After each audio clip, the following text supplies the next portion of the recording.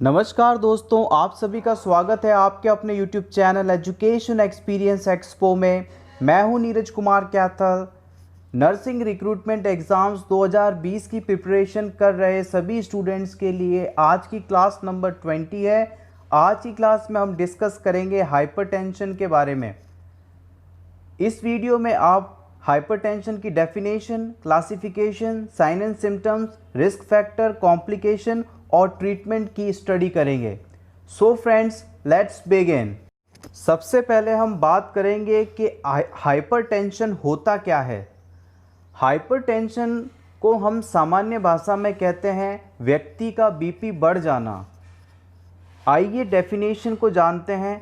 यदि किसी adult person में सिस्टोलिक बीपी यानी ऊपर वाला बीपी 140 mmHg से ज़्यादा हो और डायस्टोलिक बीपी 90 mmHg से ज़्यादा हो और यह स्थिति लंबे समय तक लगातार बनी रहे, तो हम उस पर्सन को कह सकते हैं कि आपको हाइपरटेंशन है या फिर आपको बीपी की बीमारी हो गई है।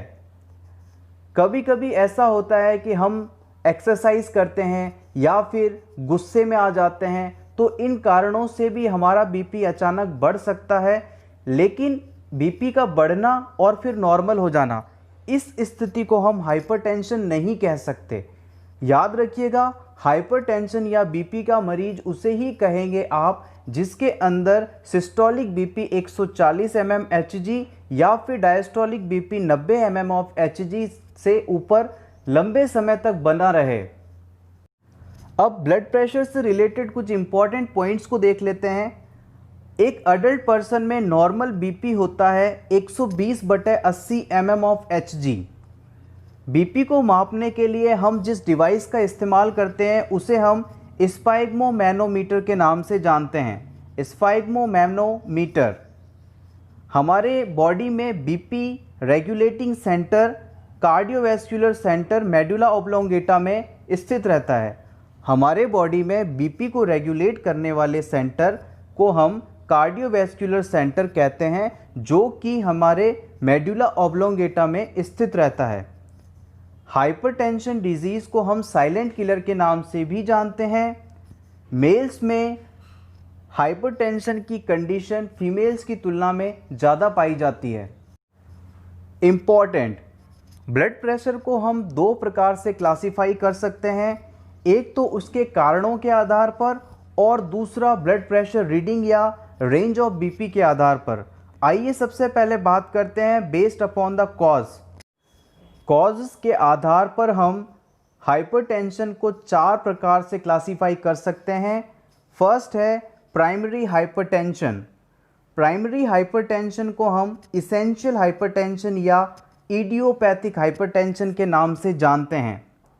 90 से 95% केसेस में लोगों में इसी प्रकार का हाइपरटेंशन पाया जाता है, जिसमें उन्हें एग्जैक्ट कारण का नहीं पता होता कि उन्हें बीपी की बीमारी किस वजह से हुई है। बीपी इस प्रकार की जो प्राइमरी हाइपरटेंशन है, इसके कुछ रिस्क फैक्टर्स होते हैं, जैसे कि ये जेनेटिक हो सकता है, स्ट्रेसफुल लाइफ इवेंट्स हो सकते हैं, सीडेंट्री लाइफस्टाइल हो सकता है, ओबेसिटी हो सकता है, टोबैको यूज़ हो सकता है, स्मोकिंग हो सकता है आदि। सेकेंड टाइप आता है सेकेंडरी हाइपरटेंशन। इस प्रकार के हाइपरटेंशन में हमें पता होता है कि व्यक्ति में हाइपरटेंशन किस कारण से हो रहा है। सेकेंडरी हाइपरटेंशन के कुछ इम्पॉर्टेंट कारण हो सकते हैं, जो कि किडनी से संबंधित हो सकते हैं या फिर वेसल्स या वैस्कुलर डिजीज़ हो सकते हैं। कई बार प्रेगनेंसी के दौरान भी महिलाओं में हाइपरटेंसिव कंडीशन देखी जाती है, जिसे हम प्रेगनेंसी इंड्यूस्ड हाइपरटेंशन के नाम से जानते हैं। किडनी फेलियर, एल्डोस्टेरोन का लेवल बढ़ जाना, डाइट में अत्यधिक सोडियम का यूज़ जिससे हाइपरनेट्रीमिया का होना, हार्ट फेलियर आदि इसके मुख्य कारण हैं। थर्ड टाइप है मैलिग्नेंट हाइपरटेंशन। यह एक बहुत ही डेंजरस कंडीशन होती है। इस कंडीशन में पर्सन का डायस्टोलिक बीपी 140 या 140 mmHg से ज़्यादा हो जाता है। इसी क्लासिफिकेशन में फोर्थ टाइप का इंटरेस्टिंग क्लासिफिकेशन है जिसे हम वाइट कोट हाइपरटेंशन के नाम से जानते हैं। इसमें क्या होता है, जब कोई डॉक्टर या स्टाफ मेंबर पेशेंट का बीपी लेने जाता है तो उसे देखकर एंजाइटी के कारण पेशेंट का बीपी बढ़ जाता है। इस कारण इसे हम वाइट कोट हाइपरटेंशन के नाम से भी जानते हैं। सेकेंड टाइप का क्लासिफिकेशन है based upon BP range, BP reading के हिसाब से क्लासिफिकेशन। इस क्लासिफिकेशन में जितनी भी वैल्यूज़ ली गई हैं सभी mm ऑफ Hg में हैं।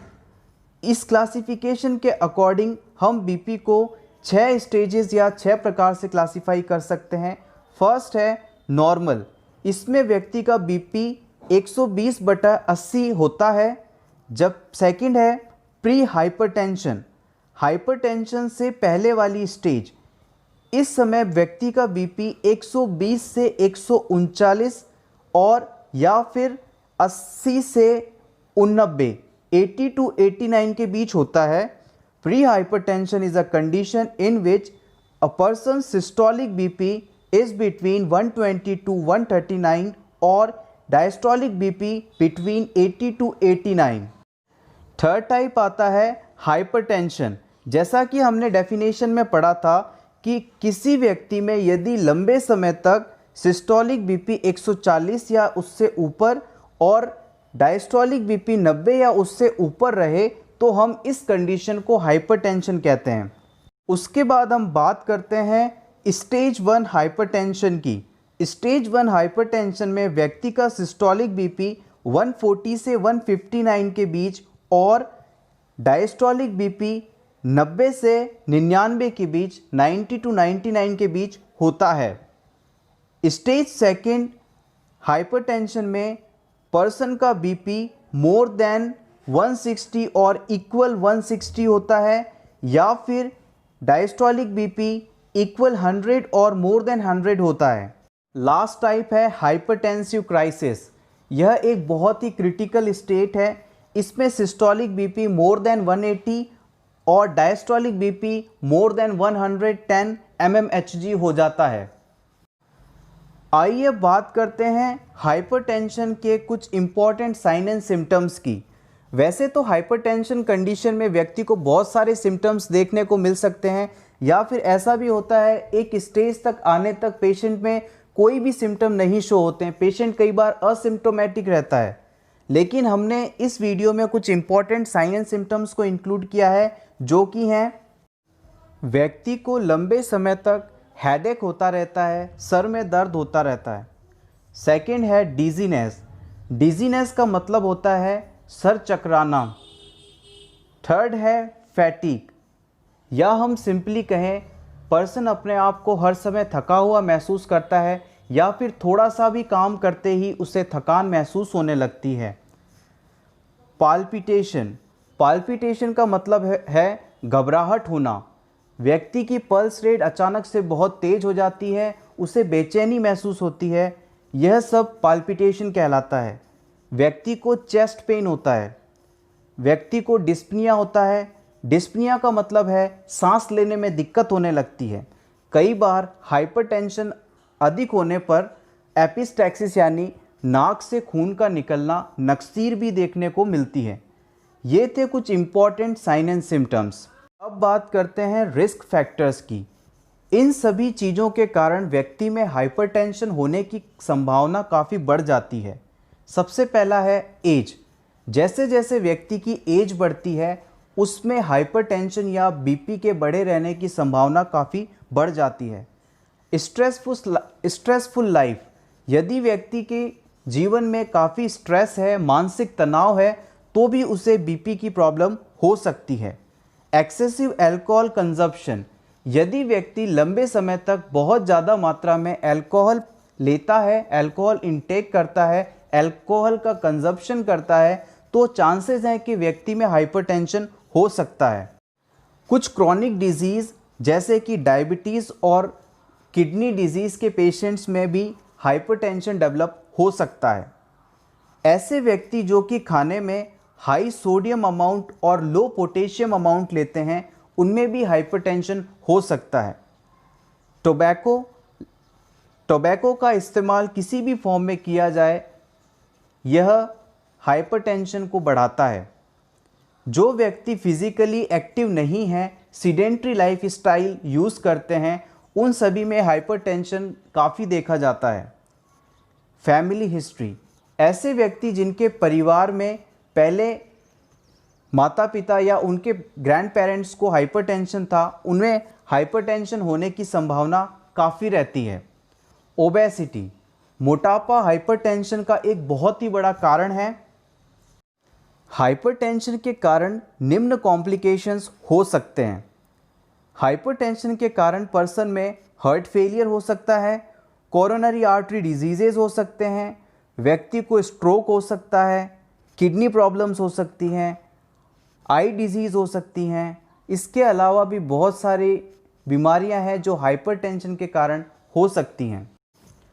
अब बात करते हैं हाइपरटेंशन के मैनेजमेंट या ट्रीटमेंट की।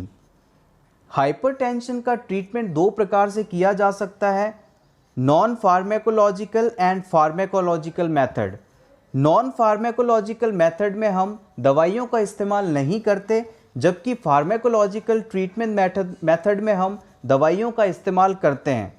सबसे पहले बात करते हैं नॉन फार्मेकोलॉजिकल मैनेजमेंट की।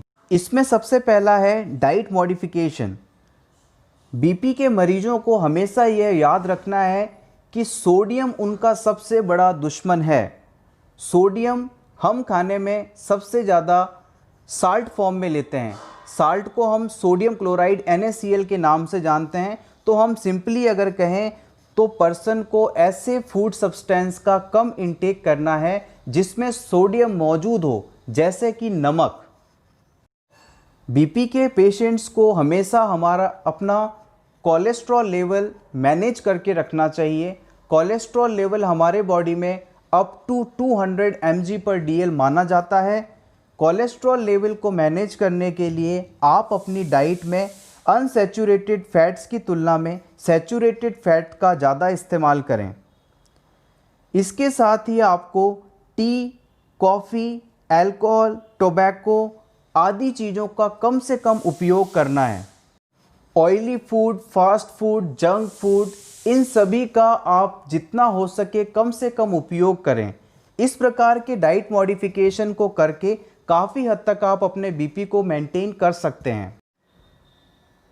थर्ड है रिड्यूस वेट। आप अपने वज़न को कम करके भी बीपी की प्रॉब्लम को काफ़ी हद तक ठीक रख सकते हैं। फिर हम बात करेंगे exercise and yoga. Regular exercise करने से हम हमारे बॉडी की जो एक्स्ट्रा कैलोरीज़ हैं उसे खर्च करते हैं, जिसके कारण हमारा वेट कंट्रोल रहता है। हमारे बॉडी में इस कारण हाई डेंसिटी लिपोप्रोटीन, जो कि गुड कोलेस्ट्रॉल कहा जाता है, उसका लेवल बढ़ जाता है और यह हमारे हेल्थ के लिए, हमारे बीपी को मेंटेन करने के लिए बहुत ही अच्छा है। आज के समय में एक्सरसाइज की एक और फॉर्म योगा चल रही है, जिसका उपयोग करके भी आप मेंटली रिलैक्स रह सकते हैं, स्ट्रेस फ्री रह सकते हैं और स्ट्रेस फ्री रहने के कारण से भी आपका बीपी मैनेज रहेगा। आइए अब बात करते हैं फार्मेकोलॉजिकल मैनेजमेंट की। फार्मेकोलॉजिकल मैनेजमेंट में सबसे पहले हम बात करते हैं ACE इनहिबिटर्स की। ACE इनहिबिटर्स का फुल फॉर्म है angiotensin converting enzyme inhibitors. Angiotensin converting enzyme inhibitors, यह वह ड्रग्स होते हैं जो कि एंजियोटेंसिन 1 को एंजियोटेंसिन 2 में कन्वर्ट होने से रोकते हैं, जिसके कारण वैसोडाइलेशन होता है और बीपी मेंटेन रहता है। इस प्रकार की क्लास ऑफ ड्रग में एनालप्रिल, कैप्टोप्रिल आदि को इंक्लूड किया जाता है। इस क्लास ऑफ ड्रग की पहचान है कि इन सभी ग्रुप की मेडिसिन के पीछे प्रिल PRIL लगा होता है। उसके बाद नेक्स्ट हम बात करते हैं बीटा ब्लॉकर ड्रग्स की। Beta blocker drugs mainly heart और ब्लड वेसल्स में पाए जाने वाले बीटा रिसेप्टर्स को टारगेट करते हैं, उन्हें टारगेट करके ब्लॉक कर देते हैं, जिसके कारण हार्ट रेट कम हो जाती है और ब्लड वेसल्स का डायलेशन होता है। इस कारण बीपी कम होने लगता है। इसके बीटा ब्लॉकर्स के एग्जाम्पल्स हैं लेबेटालॉल, एटिनोलॉल, प्रोप्रेनालॉल एक्सेट्रा। उसके बाद हम बात करते हैं कैल्शियम चैनल ब्लॉकर ड्रग्स की। यह ड्रग ब्लड वेसल्स में पाए जाने वाली स्मूथ मसल्स में कैल्शियम की एंट्री को रोक देती हैं, जिसके कारण वैसोडाइलेशन होता है और बीपी डिक्रीज होने लगता है। इस क्लास ऑफ ड्रग के एग्जाम्पल हैं nifedipine, verapamil, amlodipine etcetera. Calcium channel blockers में जो मेडिसिन्स आती हैं उसकी पहचान के लिए आप देखिएगा इन सभी ड्रग्स के पीछे पाइन यानी PINE एज अ सुफिक्स लगा रहता है। नेक्स्ट हम बात करेंगे डायूरेटिक ड्रग्स की। डायूरेटिक ड्रग ऐसी ड्रग्स हैं जो कि हमारे शरीर से यूरिन आउटपुट को बढ़ाती हैं। यूरिन आउटपुट बढ़ने का मतलब है हमारे शरीर से सोडियम और वाटर का निकल जाना।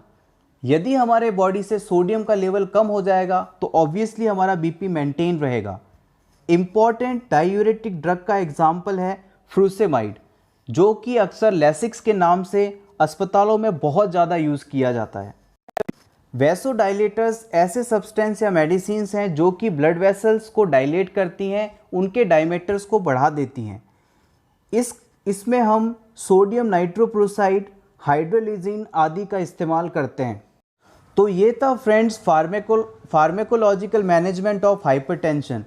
फ्रेंड्स याद रखिएगा, अगर किसी भी पर्सन को हाइपरटेंशन है तो बिना डॉक्टर की एडवाइस लिए किसी भी प्रकार की मेडिसिन का इस्तेमाल ना करें, क्योंकि लंबे समय तक बिना डॉक्टर की सलाह के आप दवाइयाँ लेते हैं तो उसका कुछ ना कुछ एडवर्स इफ़ेक्ट होता है, कुछ ना कुछ रिएक्शन होता है जो कि आपकी हेल्थ के लिए खतरनाक हो सकता है। इस वीडियो में बताई गई सारी इन्फॉर्मेशन सिर्फ एजुकेशनल पर्पस के लिए है। अगर आपको हाइपरटेंशन से संबंधित कोई भी जानकारी चाहिए तो प्लीज़ अपने डॉक्टर से कंसल्ट करें। Thank you so much for watching this complete video. आपको ये वीडियो कैसा लगा कमेंट सेक्शन में ज़रूर बताइएगा। अगर वीडियो पसंद आया हो तो प्लीज़ इसे लाइक कर दीजिए। इसी तरह के और वीडियोस देखने के लिए education experience expo YouTube channel को सब्सक्राइब करें। All the best.